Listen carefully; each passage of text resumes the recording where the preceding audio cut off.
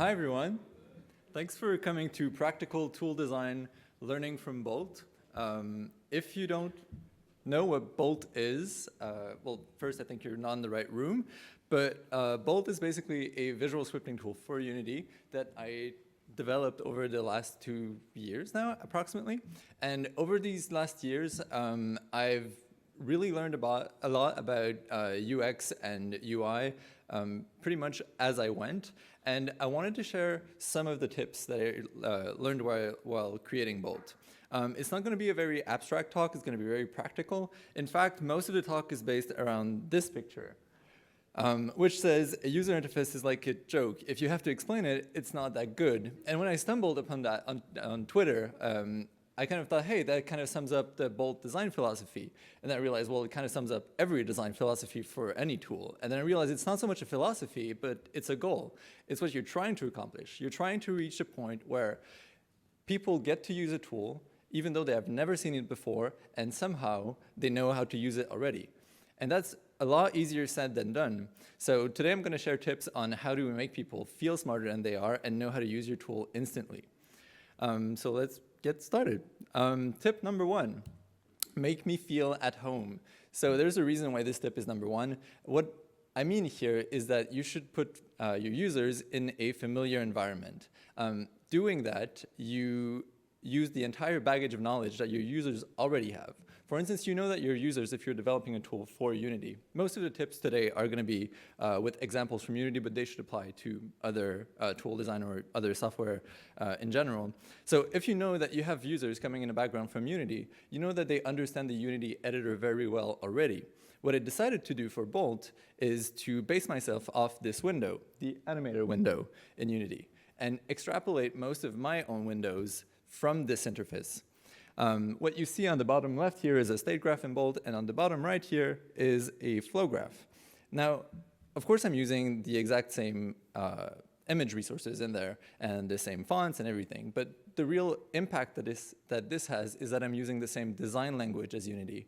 And this makes people feel like they already know how to interact with my tool because they have already interacted with the animator window component. And if they haven't interacted with the animator window component, they also feel like they won't have to learn 2 things, but only one, because this interface is going to be in a shared knowledge pool. Now, there are other examples of this in Bolt. For instance, I know that every single person who has used Unity in the past has went through the add component window. I mean, it's basically the first thing you do for anything you want to add to one of your game objects. So I took that window and basically replicated it for my node selection windows. It works in the exact same way, pretty much pixel perfect. It has the exact same animation timing, the exact same organization. You can search it in the same way. And this way, it makes people feel like if they know how to search in that add component window, they already know how to search in that unit or node option window. And that's important because that window is really intimidating. There's about 20,000 nodes in there. So if you don't make your users already feel at home in there, they're going to be intimidated by your tool, and they're not going to feel comfortable experimenting with it. Now, the nice part about Unity is that all the resources that are used in the editor are actually all available for you to use in your own tools as well. They're called GUI styles, and there are some ways to just expose all of them and use them in your own tools with just 1 line of code. This specific screen is available online. It's also available as part of Bolt. You can come see me afterwards. I put the link up somewhere. And doing that, not only do you respect the design language of Unity and make users feel at home, but also you save on graphics design time and on file size for your own tool. So tip number 2, spill the Legos. Now, this is probably my favorite tip of the whole talk, and it's entirely stolen from Brett Victor, who did an amazing article called Learnable Programming. And the idea here is that when a child picks up the whole box of Legos and dumps it on the floor, not only does it give them a fast access to the piece they're looking for, but it also inspires them to create new structures that they hadn't thought of before. They see that little horizontal piece and they say, hey, this car could become a plane. And doing that in software and tool design means exposing the features that you think the user should be able to play with in a fun fashion, in a colorful and inviting way. It's the principle of curiosity. It's catching your user's eye, not only making it visible, but making it attractive. One tool that does this very well is ProBuilder. For instance, you have these tool windows on the left here. And that's a toolbar from ProBuilder in different sizes and configurations.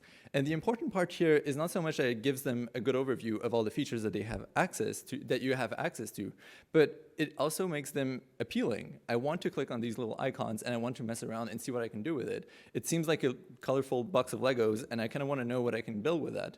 And when I was using ProBuilder, even though I'm not a 3D modeler, I was actually inspired to get to know more about 3D modeling because of that toolbar. It's silly, but it works. This same little window on the left here with the same options, if it didn't have any colors and was just a list of gray buttons, I wouldn't have clicked any of them. Now, the same goes for the fuzzy finder in Bolt, as I was mentioning earlier. Just adding the icons in there makes this so much more appealing and makes people want to play with your tool, and that is very important. Next tip. This isn't an egg hunt. Please don't make me look for your feature. The tip before was basically the little sister of a much older design principle that's, well, called discoverability. If your feature is hidden behind a secondary window or a scroll bar or literally not in my face the first time I open your tool, I'm probably never going to use it. Now, that's important because you don't want to spend time developing a feature that people are not going to use. Here's a problem that I had in Bolt. And it's a basic discoverability problem. And I had a bunch of bug reports about people not being able to use the for each loop the way they wanted. So this is a for each loop. It's pretty standard in any visual scripting tool. So it takes a list as an input and it lets you iterate on every single item in it with an index. Now, this loop in Bolt also supports working with dictionaries, so like a key to value store, which is really used often.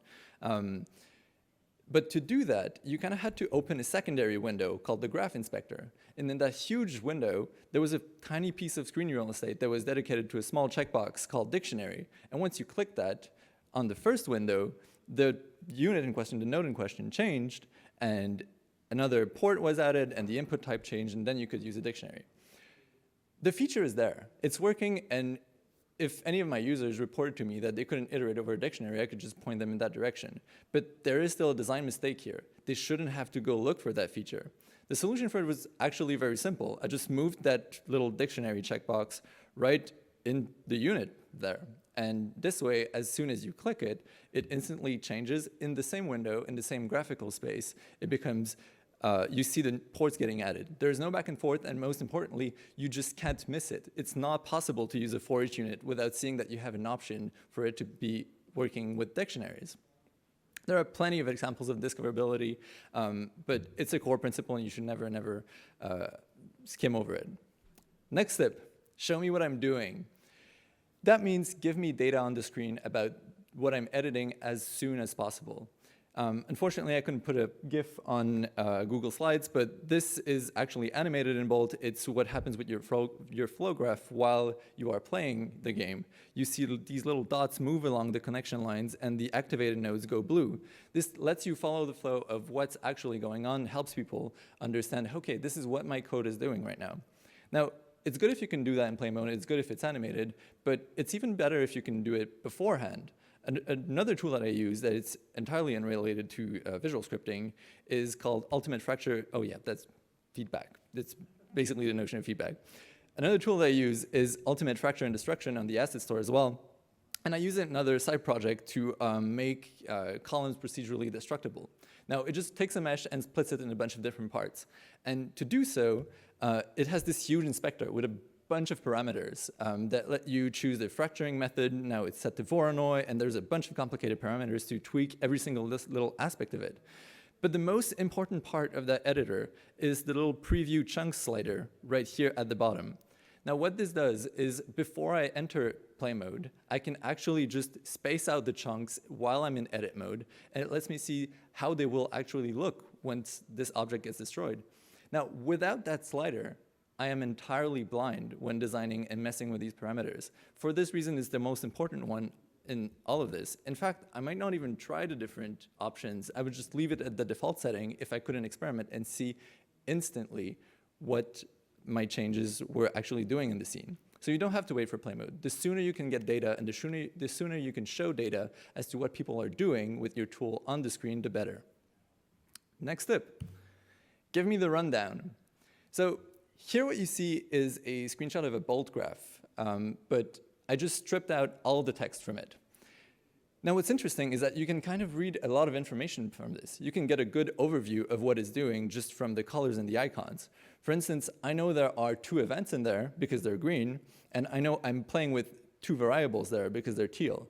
So if I'm looking for where data flow is starting my program or what data and state data I have, I know I could look there. But I also get information about what I don't see. I know there aren't any errors in that graph or warnings because nothing is yellow or orange or red. So, and I can do that without having to read any single part of it. There is no text, and I can just glance over this graph in a second. That allows me to chunk the information of that graph in a single, quick to parse. Just, I can parse it quickly. Now, there are other tools that do this very well. For instance, Odin Inspector, which is an amazing tool, by the way. What they give you a scene validation window, which is interesting because it takes all of the objects in your scene and validates every single check that you gave them. So for instance, having your game objects not be empty or having the right component type set up or the right variables within a certain range, but it puts them all in a single place. And the interesting part here is not so much that, well, you get this overview, which is good in itself, but it's that it's really easy to parse as a window. For instance, you see here at the bottom, you get every check that passed, but not only is it checked as green, the text is dimmed because you don't actually care about this information. You know you can discard it instantly. And reading that window, I'm not even tempted to even look at this part because I know I don't need it. All I care about is what doesn't work. And this is a really good example of chunking an overview in a Unity tool. Next tip, don't allow user error. So ideally, if you can, well, first, let's talk about why users in quotes here. User error usually doesn't exist. If someone makes a mistake in your tool, it's probably the designer's fault in the first place. In fact, there's entire books that are dedicated to this that analyze plane crashes and whatnot, and very often it's because a button is misplaced, a data indication is missing, that what we call human error is actually designer error. And what is even better than telling the person about an error is just preventing them from making it in the first place. Just make it literally impossible. And you can do that with constraints. Now, here's an example of in Bolt, a flow graph. And what I'm trying to do here, I'm hoping it's kind of clear for you guys because it's dimmed out, but I am trying to connect a float, so a single number, to a node that adds 2 vectors together. Now, conceptually, that doesn't make any sense. It's impossible to add a vector to a float. And what I could have done is allowed the users to connect these 2 nodes together and then show the connection as red or show a warning color. But instead, I chose to not even let them connect these 2 pieces together in the first place. And that is much better. There's nothing technologically preventing me from letting them connect it. I know it's going to fail at runtime, but in Bolt's core code, it could work. But I'm choosing by design to not let them connect it to avoid their error in the first place. And when you really can't do that, please at least make it very, very obvious that there is an error occurring. And you can have a scale of what's going on. For instance, here on the right, you have this set destination node, which is happening on a nav mesh agent. Now, the problem here is that Bolt knows that on the game object that has this flow graph, there is no nav mesh agent component. So it's telling you, hey, this is probably going to crash at runtime unless somehow you add a nav mesh agent before. And on the bottom here, what you see is someone trying to destroy a game object, but not specifying which game object to destroy. And Bolt tells you, hey, this is not supposed to be null, and I know that for sure. As soon as you run your game, this is definitely going to crash. So you obviously want to fix that, which is why it's colored orange. Now, making errors obvious is the second best to making them not possible in the first place, but it's really something that you should overlook. You shouldn't overlook. Do not make the easy mistake of blaming one of the flaws in your design on user error. It's usually your fault. Next tip. No one cares about your branding. Like literally no one, except maybe you, and even then. When I get a tool and I buy it from the asset store or any other source, I get all of your marketing content and I get your logos and your product name. It looks cool and I love it and I decide to buy it. But then I want to appropriate it in my own workflow. I want it to become invisible. I do not want to see your product name anywhere, and I certainly don't want to see an ad for a tool that I already paid. Now, this seems very obvious when I say it like that. It seems kind of ridiculous that you would have to impose your users an ad every single time you see it, but for some reason, asset store developers tend to have a really hard time with this. So I made a little checklist of where it's acceptable to have your branding or not. Here's where it's fine. In the tools menu, a single entry, in your about window, in the namespaces, in your code, and in the first time setup window that you show. You can't show it in the top level menu, in your inspectors, in class names. For instance, imagine every single bolt class was called a bolt graph, and a bolt node, and a bolt connection, and a bolt value, and a bolt float, and a bolt vector. It would be really old, really fast. Please don't do this. People know they bought bolt, and usually they want your tool to feel like it's already part of their workflow. Don't put your logo in icons or banners in the inspector. It's hostile and aggressive. It's really not friendly to the user. Don't put your logo in a startup screen, or in fact, don't have a startup screen that boots up every time Unity boots to start with. And literally just don't put your branding anywhere else than in these 4 places on the left. Next step. Oh, wait, no, actually not. Okay, so this is my metaphor that I like. So on the left, you have an example of a good tool. It's a chameleon that blends in with its environment very well. And on the right, you have an example of a bad tool that really stands out. Now, what I just want to point out here is that the bad tool looks a lot cooler than the good tool. It's colorful and it's great, and I really want to have that as a pet more than the one on the left. However, it is failing in its most basic function of survival, and it's very likely to die soon because literally every predator is attracted to color. So just take that as a metaphor of how your tools should stand out in a user's day-to-day workflow. Next step. It's 2018, guys. There is no reason and no excuse not to support undo. And the reason why it's so important at every single step in your tool design is because if someone cannot undo an action that they are taking, they might not risk taking it in the first place. They might not use that feature if it's not undoable. If I like my project in the state that it's currently in, and I know that doing something might break it, and I can't go back to what it was previously, I might not use the feature. Not at all. So that feature is basically worthless. You developed it for no reason.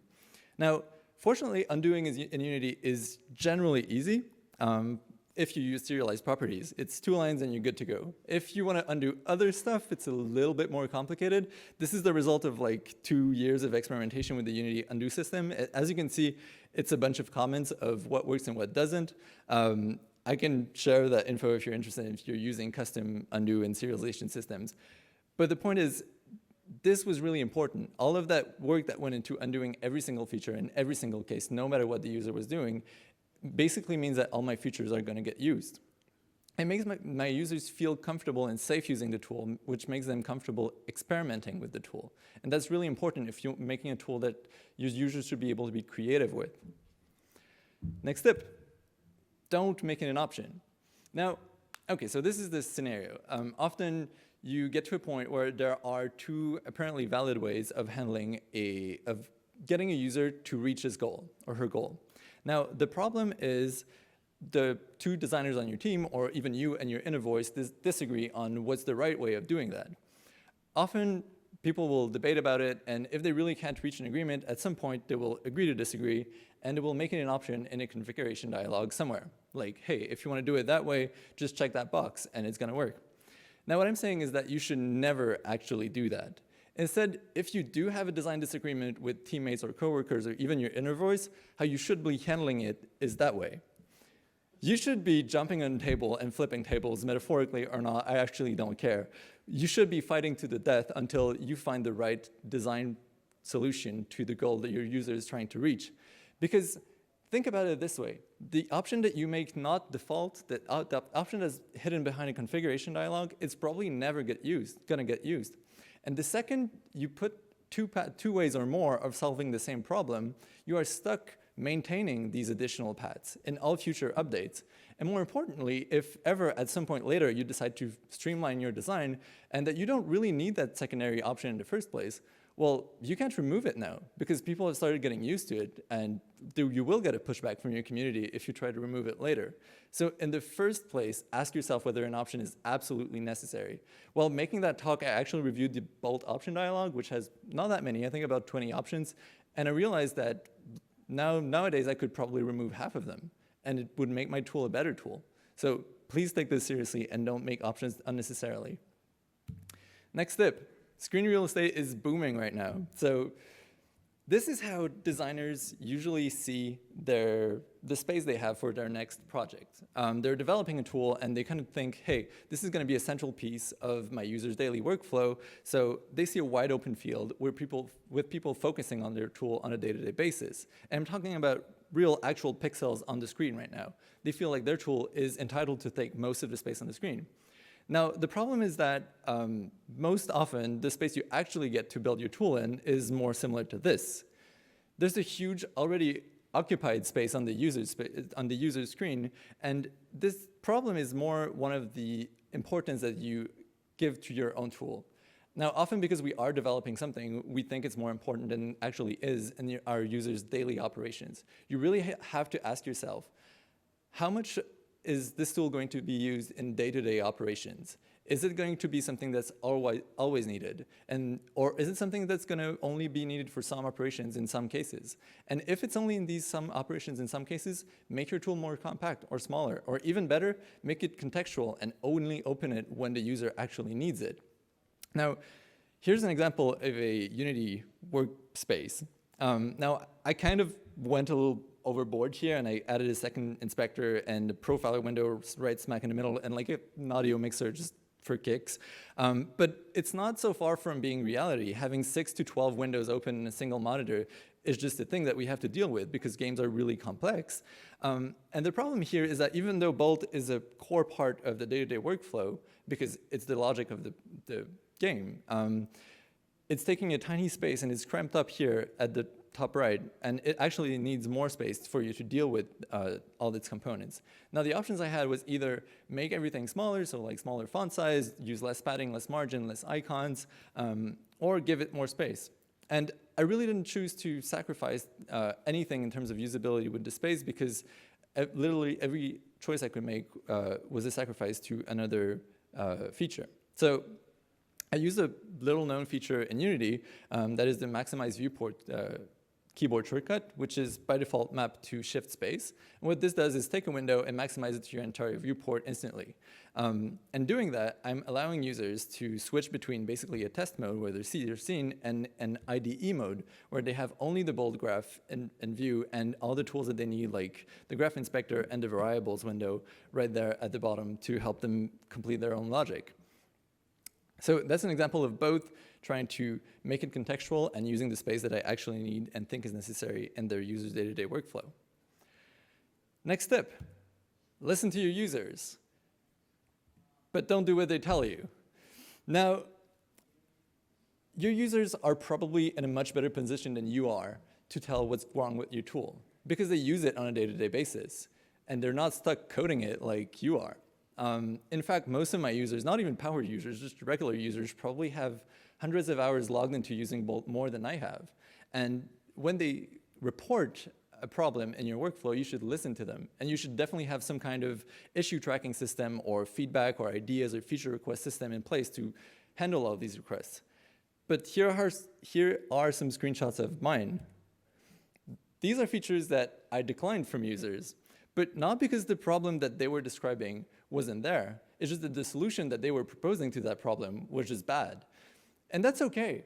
My users aren't designers. It's not their job to fill in the gaps and correct my product, but it's their job to spot it. And every single suggestion I declined was not because the problem wasn't actually there. It's because I could probably figure out a better way that fit in my entire design system for Bolt and how I wanted them to interact with it.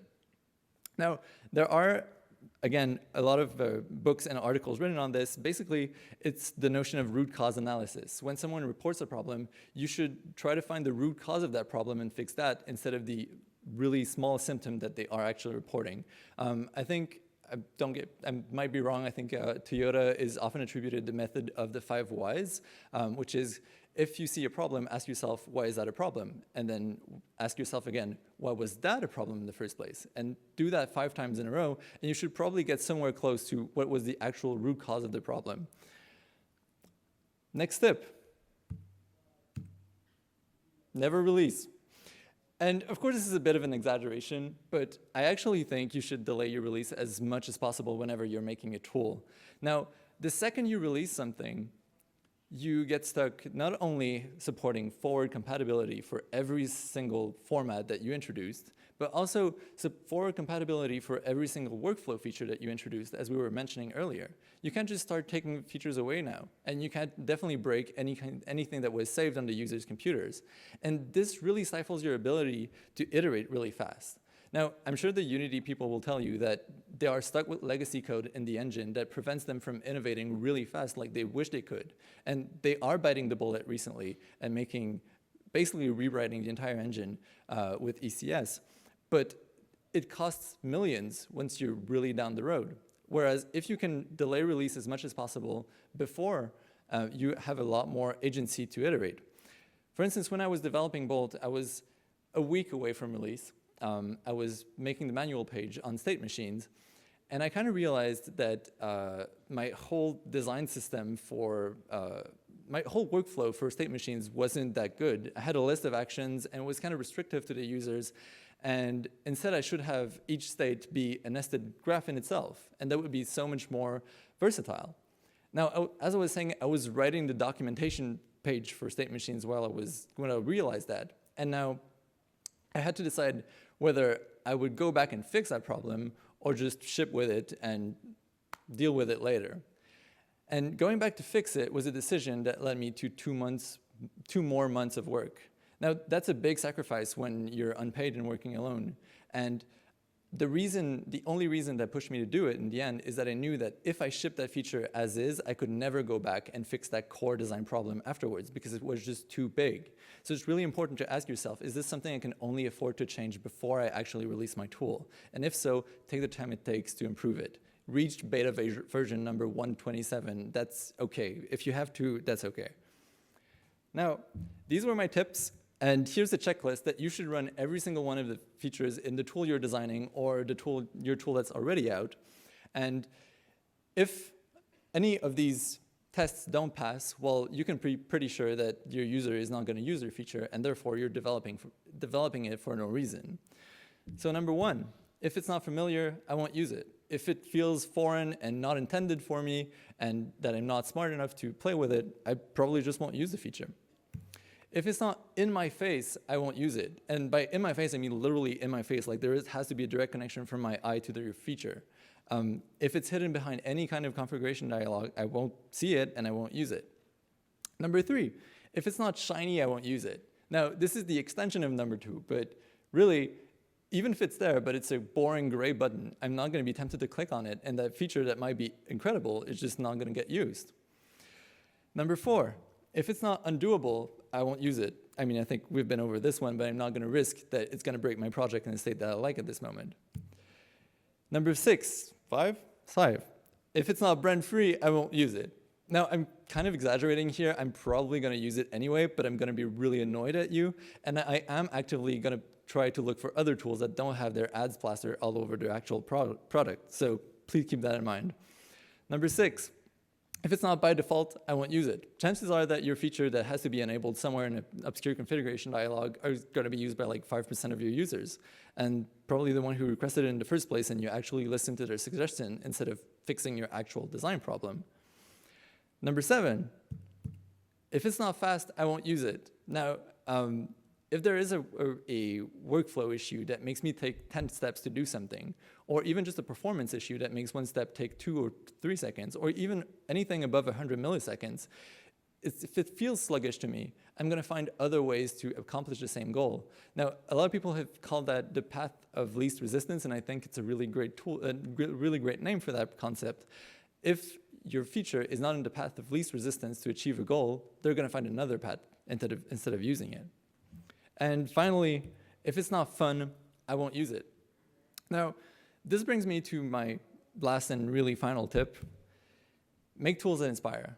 We are game devs. We love making games and playing games, and that's because we love fun. And I think making games should be as fun as playing them. And we should spend the time that it takes to create tools for our fellow developers so that their day-to-day lives is fun and inspiring. We should make tools that encourages them to create and experiment and find new features. Often, even though we are moving very fast, we are only innovating for the end user and not for the actual developers. For instance, I feel like it's really archaic that in 2018, what we have to do if we want to change logic in our code is type something, let it compile, press play mode, wait for the assemblies to reload, test it, and then see if it works. Otherwise, exit play mode, open the code editor, and iterate again.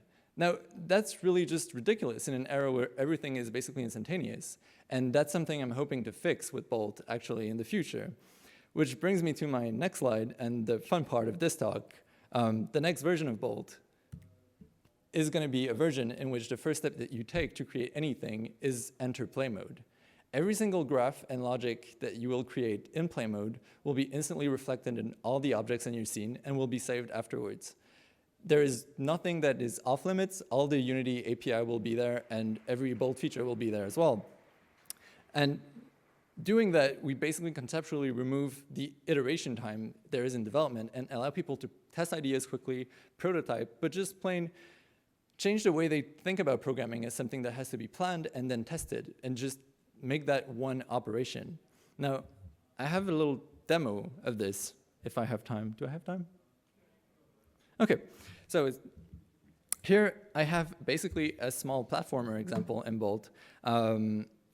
It's really, really simple. That character can move around and jump, and that's basically it.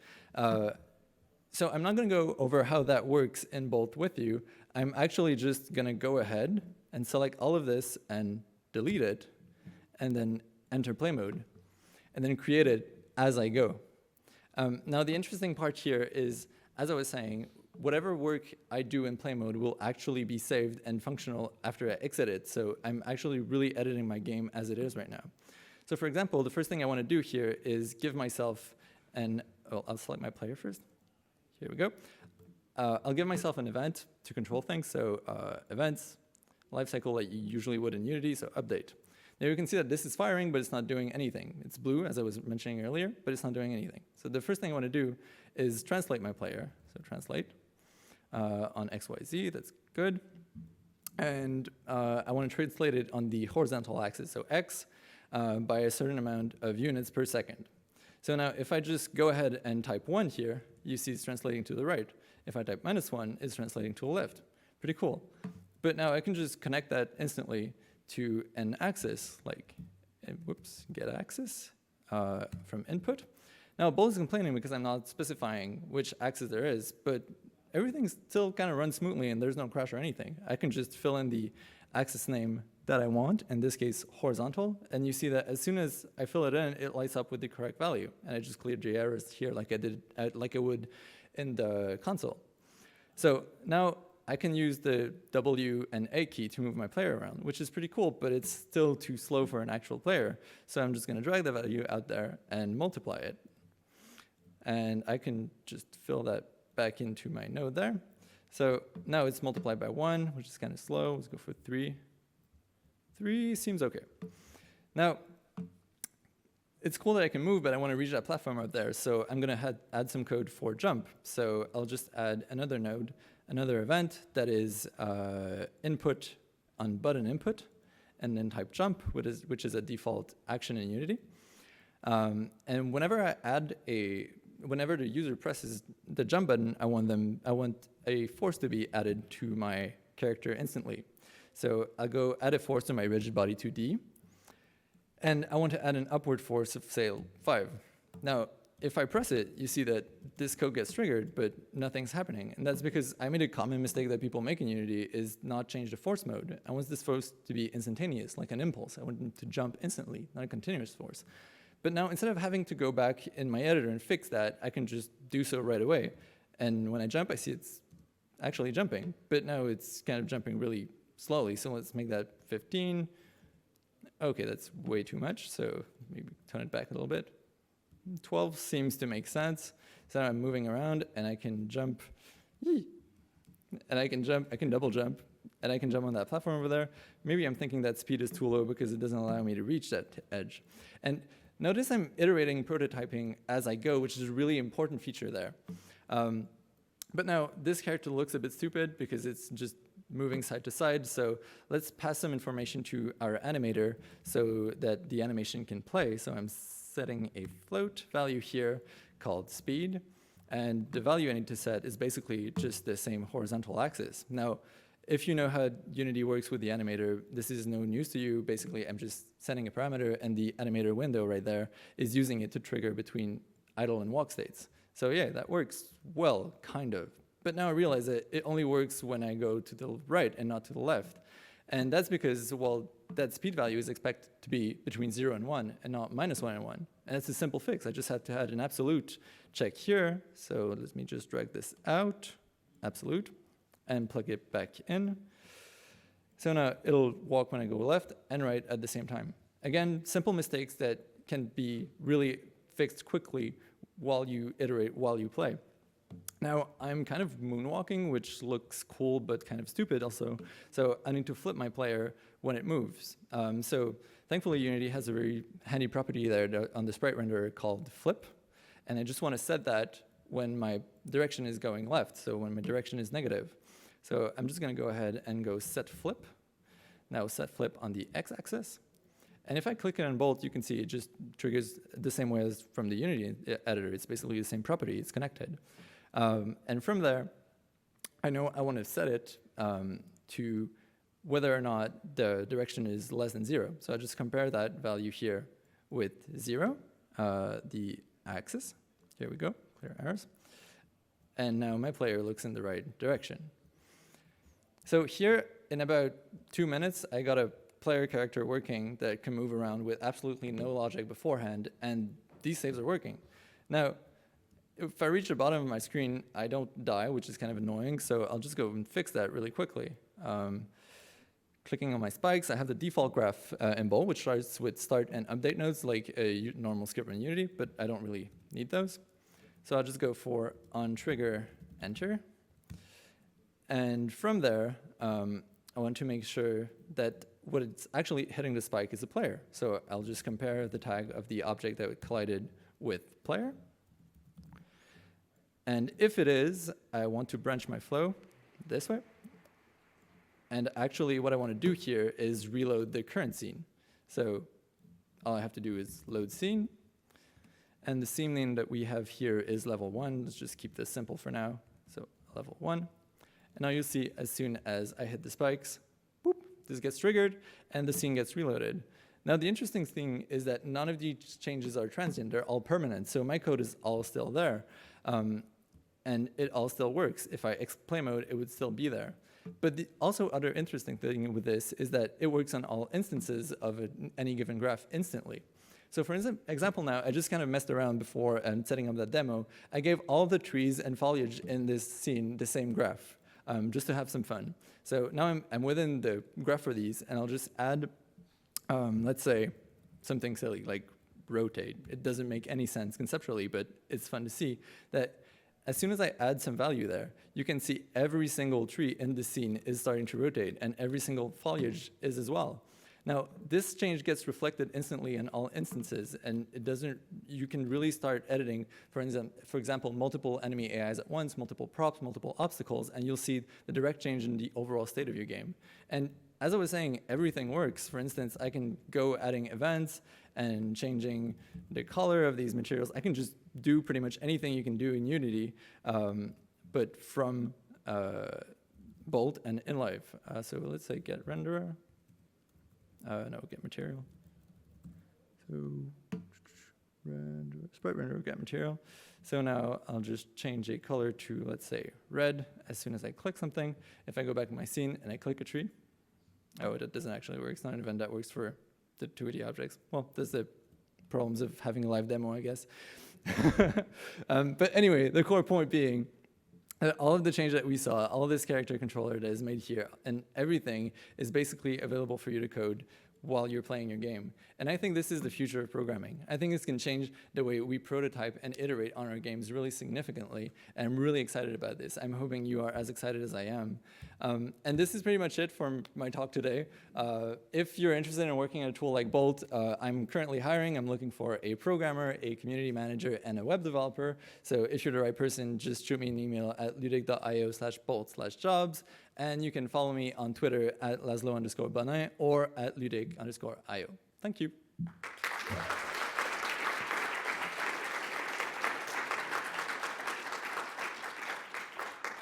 Do we have time for questions? Hi, how do you get feedback from your users? So the tool I use is called User Echo. It's a really cheap and efficient software that is really not costly and easy to set up. So mine is at support.ludic.io, and I use it basically as both an issue tracker with bugs, but also for the ideas and sharing my own news in blog posts and having answer user questions. So basically, I'm having it all in the same place and tracking the state directly there. I feel like as a single developer, it's really helping me just get an overview of all and not really dealing with multiple software like Jira on one end and whatnot, and really coordinating stuff with Trello. This is basically my task list. Actually, the ideas that you can see, you filter them by active status, you know what I'm working on right now. So it really gives a transparency aspect to my users. Thank you.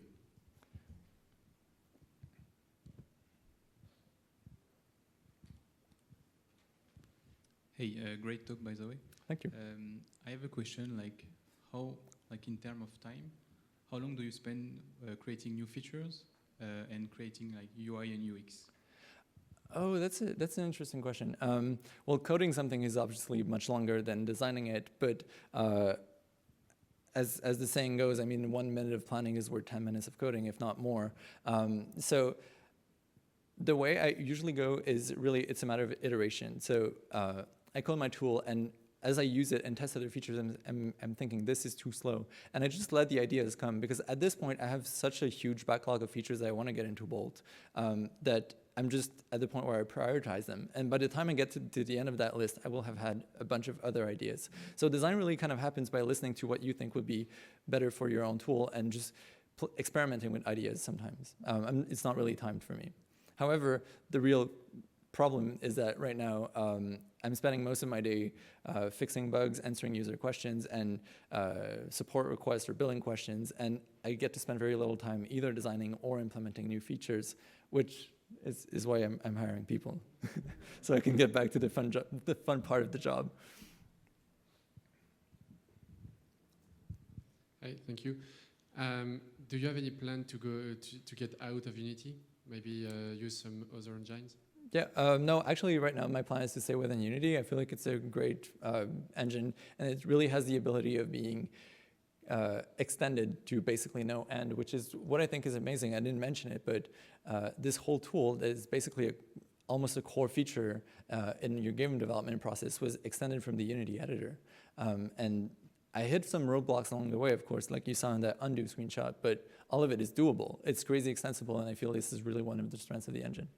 So when you say that you're trying to change the way we code and we prototype with your new version of Bolt, you're actually preaching that you're hoping that somebody will follow your lead on other engines, right? Definitely. I mean, I'm hoping more abstractly, and this is really something that I got away from Brett Victor. I really suggest you listen to his talks, most famously Inventing on Principle. But basically the core idea here is that I want other developers to focus on developing for their fellow developers and just taking the time it takes to improve the tools that we have. And whether Bolt has the right approach to this or is within the right engine, or this is actually the future of programming is not really important. It's the intent of making better workflows for developers. And so, yeah, I'll be glad if someone else does that in another engine. Yeah.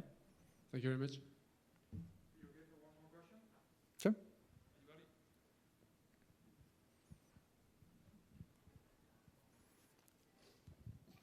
Hi. I'm just curious. We all know that Unity is developing their own visual scripting tools. So how do you see the future of your tool? How do you manage to make the difference? So, well, not sure what's up here. The way I see this going forward is that Unity and third-party developers have a really different release cycle. I feel like when you're developing independently with a much smaller scope than a huge engine like Unity, you're allowed to iterate much, much faster and test out ideas. In the future, I'm kind of hoping Bolt will be kind of the leading, cutting-edge place to get new features in terms of visual scripting. And over the years, I'm sure Unity will catch up and make it compatible in every single type of workflow for all of the industry customers and whatnot. But I feel there is a freedom to being on your own or in a small team to really try out new ideas and new concepts and see where they lead. Thank you. Well, thank you.